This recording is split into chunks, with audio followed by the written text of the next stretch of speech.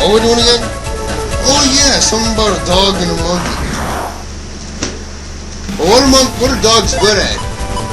Being loud, obnoxious, things I hate the most out of everything else I've met so far in my life. Yeah, I'm a dog hater. I don't care if you people don't like me for it or anything, but I hate dogs.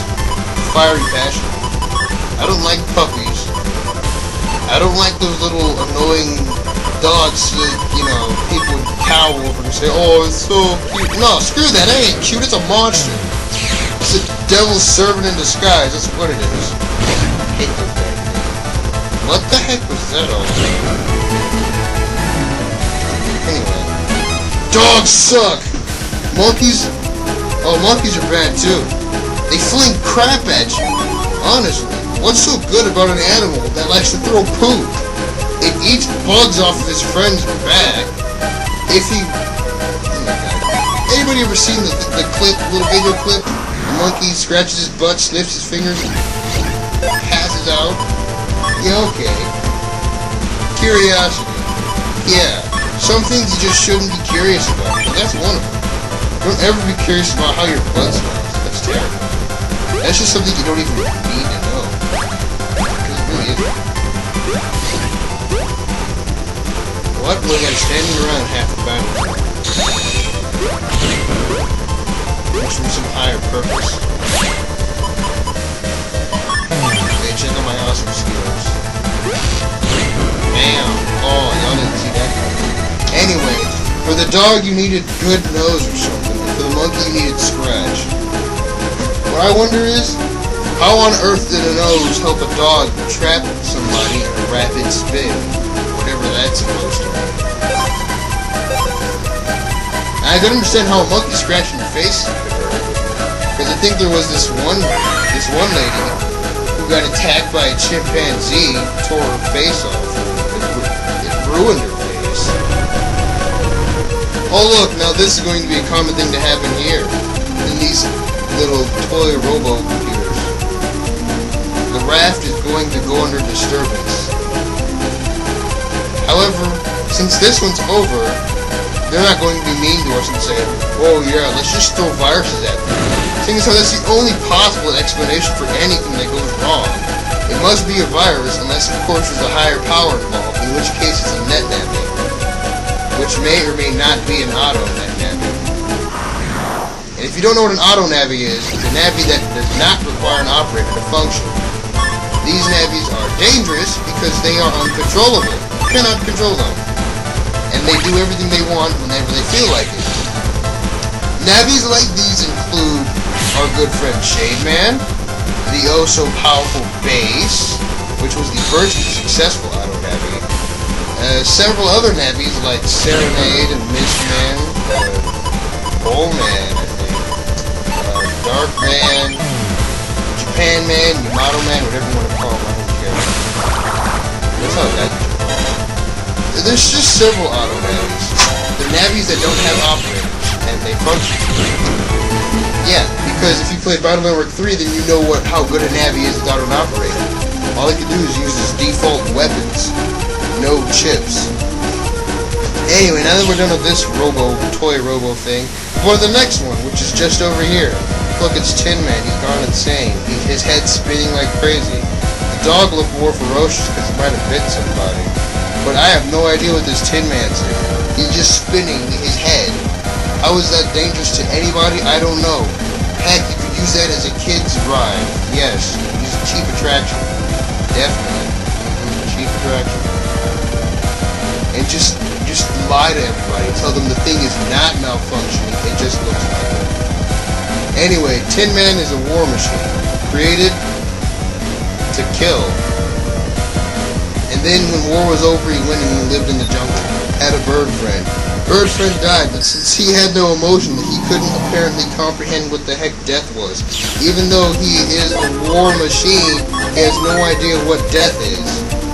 And so, out of all the kindness/cruelty that comes with emotion is bestowed upon him, and then he feels guilty and turns himself into toys for little kids. isn't that a great story? Isn't it the most beautiful and happy story you've ever read in ever heard, read anything in all of your life? Oh my God, it makes me want to cry. Cry of boredom. Jeez, the story's pathetic. Nice. If I was a war machine, and I had time, and I had downtime, I'd probably spend my time upgrading. Shoot. Because whenever there's more than, put it this way, if you have two human beings, two male human beings to be precise, because they're more likely to start up a war than women. Why? Because guys are just stupid like that. And I'm a guy, so that's saying something. I must know something. And of course I do! It has something to do with hormones or some madness like that. I don't care. I try to avoid getting all crazy like that. And I'm normally quite successful. But sometimes, just can't stop it.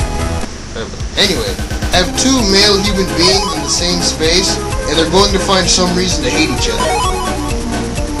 Some stupid, ridiculous reason to hate each other, and then they're going to try to kill each other. Unless, of course, there's something threatening the both of them, and they both need to figure something out if they want to survive. In which case, they'll work together. And then when everything's all said and done, they're going to go back to killing each other. Unless, of course, there's someone to actively stop them.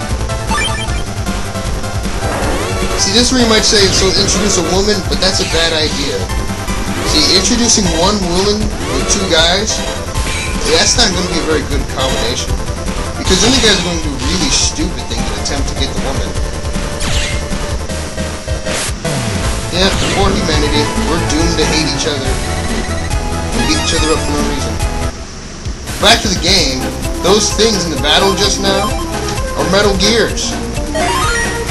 Wow, that's terrible. Anyway, but yeah, they're not actually that big a threat in this game.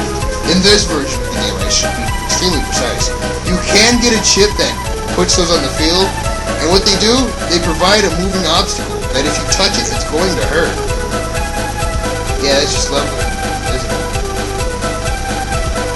Anyway, you don't have to really worry about those in the Blue Moon version, where you can fight the Navi that is responsible for them, that likes them, because those are his thing.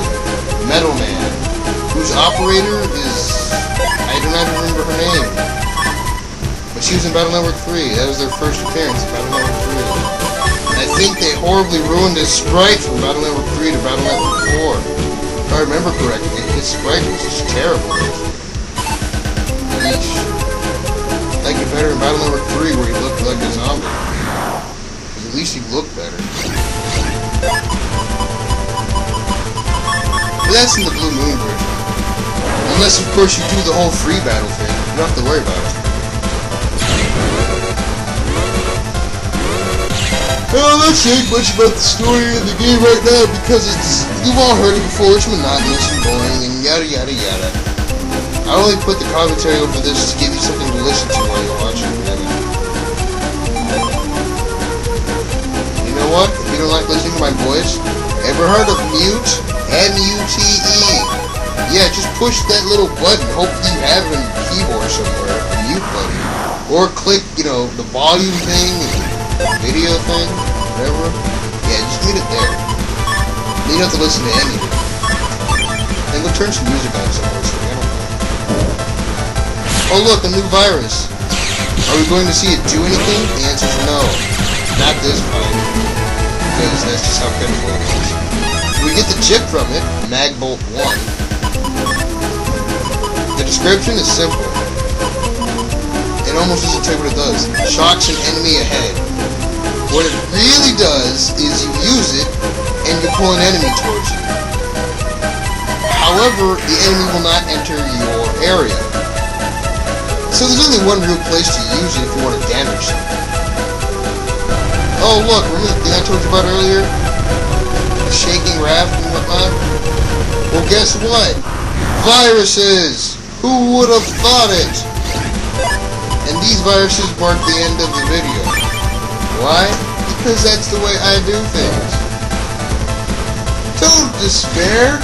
There's at least 2, maybe even 3 more videos after this. So you're going to have another half hour of your life thrown down the drain listening to me.